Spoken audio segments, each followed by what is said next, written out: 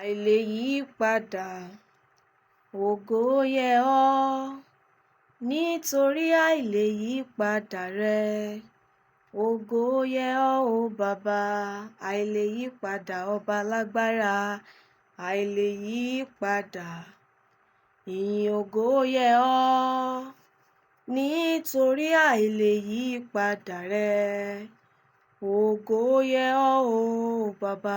Ẹ jẹ́ ká gbàdúrà ní orúkọ Jésù, ní agbára ẹ̀jẹ̀ Jésù. Ọlọ́run ayérayé gbénga ìyìn lógo àṣeyín lọ́ba lórí ayé wa nítorí pé ẹ̀yin ni Ọlọ́run ayérayé gbọ́ ọpẹ́ wa. Ọlọ́run ẹ ṣé adúpẹ́ lọ́wọ́ yín nítorí pé ẹ máa ń gbọ́ tiwa. Ọlọ́run gba ìyìn wa.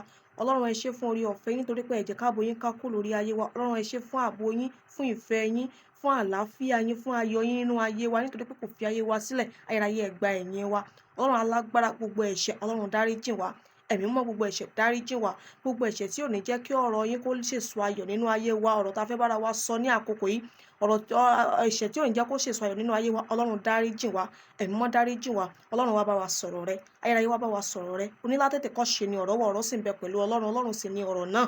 Ọ̀rọ̀ la fi dáhùn gbogbo, lẹ́yìn rẹ̀ a kò dá nǹkan kan mọ́. Ayérayé wá bá wa sọ̀rọ̀ rẹ. Ayérayé bá wa sọ̀rọ̀ rẹ. Ògo ni forúkọ yín. A dúpẹ́ nítorí pé ẹ ti gbọ́, nítorí pé ẹ ti gbà. Jésù Kristi Olúwa wa. Àmín, àmín, àmín lórúkọ Jésù Kristi. Mo kí gbogbo ọmọ Ọlọ́run jákèjádò gbogbo ibi tí ẹ ti ń gbọ́ mi. Ohun tá fẹ́ bára wa sọ̀rọ̀ lé lórí lónìí ni ìgbàlà. Òun ni à ń pè ní salvation. Ìgbàlà, òun ni a fẹ́ bára wa sọ̀rọ̀ lé lórí lónìí. Kí ni a lè pè ní ìgbàlà? Kí ni a lè define ìgbàlà sí? Kí ni a lè túmọ̀ ìgbàlà sí? Ìgbàlà jẹ́ ohun tí ó ń gbani là lọ́wọ́ ẹ̀ṣẹ̀ àti ìjìyà rẹ̀. Ìgbàlà jẹ́ ohun tó ń gbani là lọ́wọ́ ẹ̀ṣẹ̀ àti ìjìyà rẹ̀. Òun ni à ń pè ní ìgbàlà. A tún lè pe ìgbàlà ní ìràpadà tàbí ìtúsílẹ̀. A lè pè é ní ìràpadà tàbí ìtúsílẹ̀. We can use the word redemption, ìràpadà àbí ìtúsílẹ̀. A tún lè pè é ìgbàlà bẹ́ẹ̀. So, àwọn ohun tí a lè pe ìgbàlà nìyẹn. A dẹ̀ tún lè pe ìgbàlà ní ẹ̀bùn láti ọ̀dọ̀ Ọlọ́run because Ọlọ́run ló ń fi oore ọ̀fẹ́ rẹ̀ ló fi ń gbani là, èyí tí a lè pè ní ẹ̀bùn láti ọ̀dọ̀ Ọlọ́run because ìgbàlà ẹ̀bùn ńlá ni ló jẹ́ láti ọ̀dọ̀ Ọlọ́run fún ẹni tí ó bá ní ìgbàlà. Ohun gbogbo ló ní. Tá bá wo inú ìwé Éfésù 2:8, inú Ephesians 2:8, Ephesians 2:8, ó tọ́ka bí ìgbàlà ṣe jẹ́ ẹ̀bùn láti ọ̀dọ̀ Ọlọ́run fún wa. Ephesians 2:8, Ephesians 2:8,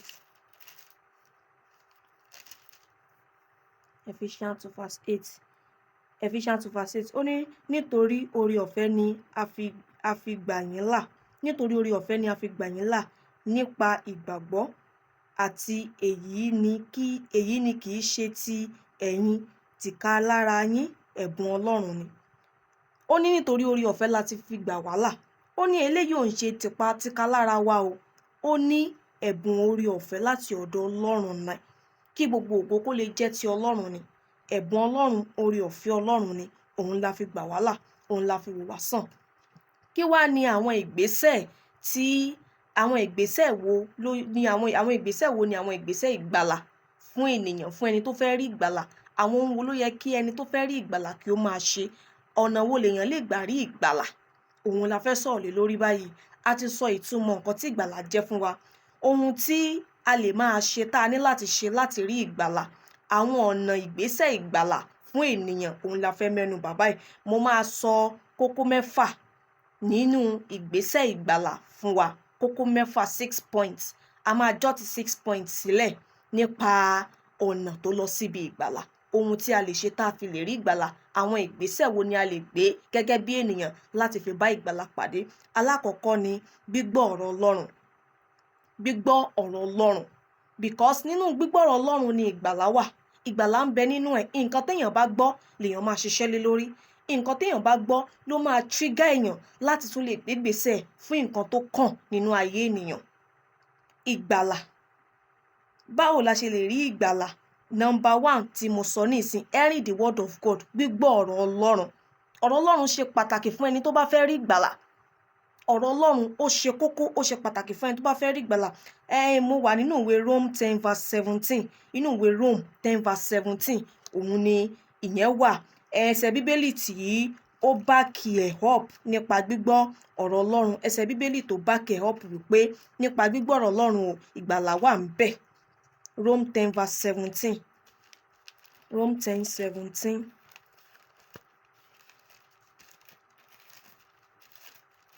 Rome 10:17.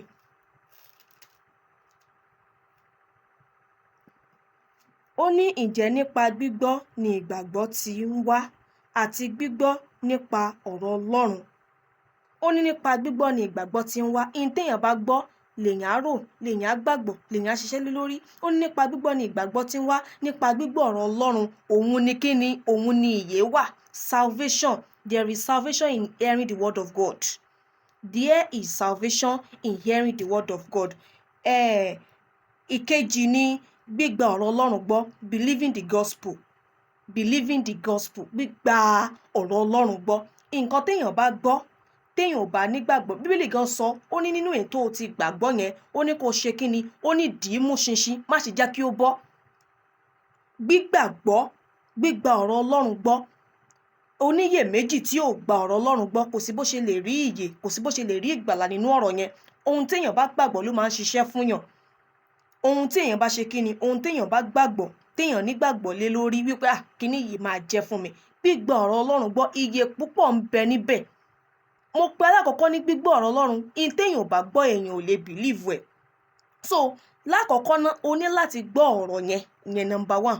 Ẹlẹ́ẹ̀kejì tó tẹ̀lé, o ní láti gba ọ̀rọ̀ yẹn gbọ́. Gbígbọ́ ọ̀rọ̀ Ọlọ́run gbọ́, òun la fi Rome 10:17. Gbígbọ́ ọ̀rọ̀ Ọlọ́run la fi Rome 10:17 la fi back up. Gbígbọ́ ọ̀rọ̀ Ọlọ́run gbọ́ la fi John 5:24. Gbígbọ́ ọ̀rọ̀ Ọlọ́run gbọ́ John 5:24 a fi back òun up. Ẹ jẹ́ kí n ka nǹkan tí òun náà sọ fún wa. Inú ìwé Jòhánù orí 5:24. Ó bá wa sọ̀rọ̀ níbẹ̀ náà nípa gbígba ọ̀rọ̀ Ọlọ́run gbọ́. Gbígba ọ̀rọ̀ Ọlọ́run gbọ́, níní ìgbàgbọ́ nínú ọ̀rọ̀ Ọlọ́run. Kéèyàn má ṣe ṣiyèméjì nínú ọ̀rọ̀ Ọlọ́run tí o gbàgbọ́. Tí o bá ti gba ọ̀rọ̀ Ọlọ́run gbọ́ tó ṣiyèméjì níbẹ̀, o máa rí ìyè, o máa rí ìgbàlà, o máa rí salvation nínú ọ̀rọ̀ yẹn. A máa ṣe kíni? A máa rí ìyè, a máa rí ìgbàlà, a máa rí salvation nínú ọ̀rọ̀ Ọlọ́run yẹn nígbà tá a ti gbàgbọ́.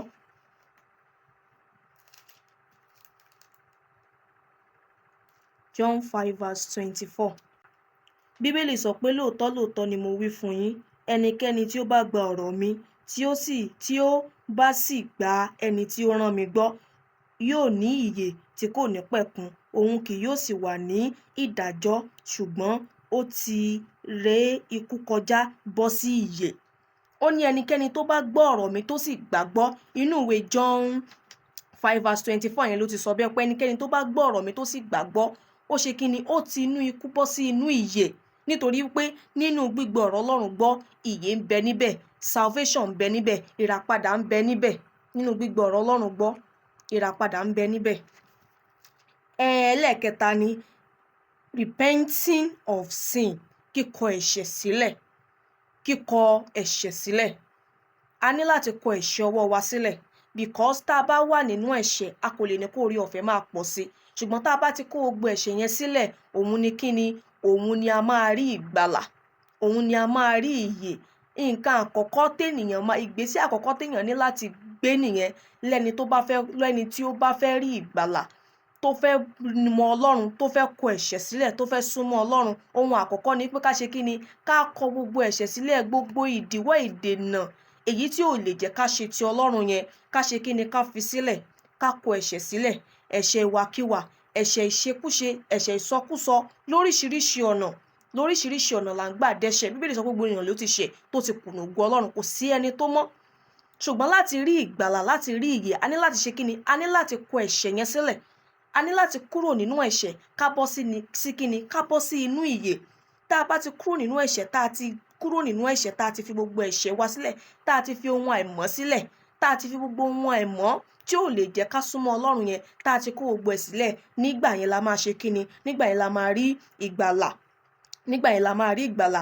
Ẹsẹ̀ Bíbélì tá 2 Peter 3:9. 2 Peter 3:9. Pétérù kejì orí 3 ẹsẹ̀ 4. Òun ni a fi báàkì ẹ̀ up wípé kíkọ ẹ̀ṣẹ̀ sílẹ̀.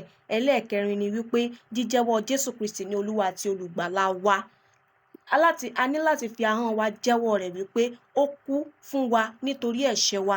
A ní láti fi ahọ́n wa jẹ́wọ́ rẹ̀ wípé a gbà ní olúwa wa àti olùgbàlà wa. Nígbà yìí la máa ṣe kíni? La máa rí ìgbàlà yìí ní ẹ̀kúnrẹ́rẹ́. A ní láti fi ahọ́n wa jẹ́wọ́ rẹ̀, ká kọ ẹ̀ṣẹ̀ sílẹ̀, ká jẹ́wọ́ Jésù Kristi ní olúwa àti olùgbàlà wa, ká di ọmọ lójú Olódùmarè. Nígbà yìí la máa ṣe kíni? La máa rí ìgbàlà ní ẹ̀kúnrẹ́rẹ́. Ẹlẹ́ẹ̀karùn-ún ni being baptized, ṣíṣe ìrìbọmi. Títí ẹ̀yìn tí mo sọ ẹlẹ́ẹ̀kẹrin yẹn, confessing faith in Christ, jíjẹ́wọ́ Kristi ní olúwa àti olùgbàlà wa. Ẹsẹ̀ bíbélì tí a fi back yẹn up ní Rome 10:9-10. Rome 10:9-10. A kò ní àkókò rẹpẹtẹ ni, mi ò bá ní láti kà fún wa ká lè rí nǹkan tí Ọlọ́run sọ fún wa níbẹ̀ nípa jíjẹ́wọ́ Jésù Kristi ní olúwa àti olùgbàlà wa. Rome 10:9-10 òun ni jíjẹ́wọ́ Jésù Kristi ní olúwa àti olùgbàlà wa. Ẹlẹ́ẹ̀karùn-ún ni being baptized, ṣíṣe ìrìbọmi. Òun ni mo pe ẹlẹ́ẹ̀karùn-ún, ṣíṣe ìrìbọmi. Nítorí àkókò wa mo lè má lè kà fún wa. Ẹsẹ̀ bíbélì tá a fi back yẹn up ní Galatia 3:27. Galatia 3:27. Ẹlẹ́ẹ̀kẹfà ni jíjẹ́ olótìtọ́, jíjẹ́ olódodo títí dojú ikú. Ibẹ̀ ni ẹ̀kúnrẹ́rẹ́ ìgbàlà wà. Jíjẹ́ olótìtọ́. Ìwọ tó sọ pé o jẹ́ olótìtọ́, tó ń parọ́ fẹ́ ọmọ làkejì rẹ, tó ń ṣèké, tó ń sọ̀rọ̀ ẹni lẹ́yìn, tó ń sọ nǹkan tí lágbájá ò ṣe, tó ń gbẹ́jọ́ tàmẹ̀dò, tó ń rò fún tàmẹ̀dò. Èyàn ò kì í ṣe wípé a jẹ́ olótìtọ́. Téèyàn bá jẹ́ olótìtọ́ nínú Kristi, èèyàn máa jẹ́ olótìtọ́ yẹn títí dọjọ́ ogbó ni. Olótìtọ́ tó máa jẹ́ tó ní sẹ́ Kristi níbikíbi, tó ní sọ̀rọ̀ ọmọ làkejì láìda, tó ní sọ̀rọ̀ ọmọ làkejì lẹ́yìn. Òun ni kíni o? Òun ni jíjẹ́ olótìtọ́. Òun ni jíjẹ́ olótìtọ́. Ẹsẹ̀ bíbélì tí a fi back yẹn up ní Matthew 10:22. Matthew 10:22. Tá a bá ti ní àkókò, ẹ jẹ́ ká ka àwọn ẹsẹ̀ bíbélì yìí. Tá a bá ka àwọn ẹsẹ̀ bíbélì yìí, òye ọ̀rọ̀ Ọlọ́run nípa ìgbàlà a ṣe kíni? A tún túbọ̀ yé wa dáadáa. Ògo ni forúkọ Ọlọ́run. A dúpẹ́ fún ọ̀rọ̀ Ọlọ́run tí a bá wa sọ yìí, nítorí wípé mo gbàgbọ́ wípé yóò sèso ìyè, yóò sèso ayọ̀ nínú ayé wa. Ẹ jẹ́ ká gbàdúrà ní orúkọ Jésù, ní agbára ẹ̀jẹ̀ Jésù. Ọlọ́run ayérayé, a dúpẹ́ lọ́wọ́ yín fún ọ̀rọ̀ yín tí ẹ bá wa sọ lónìí. Ọlọ́run gbọ́ ọpẹ́ wa, Ọlọ́run gba ẹ̀yìn wa. Ọlọ́run alágbára, ọ̀rọ̀ yìí jẹ́ kó sèso ayọ̀ nínú ayé wa. Èmi tí mo sọ̀rọ̀ yìí náà má jẹ́ kó takò mí lọ́jọ́ ìkẹyìn. Ògo ni forúkọ yín o, Jésù Kristi olúwa wa. Àmín, àmín, àmín lórúkọ Jésù.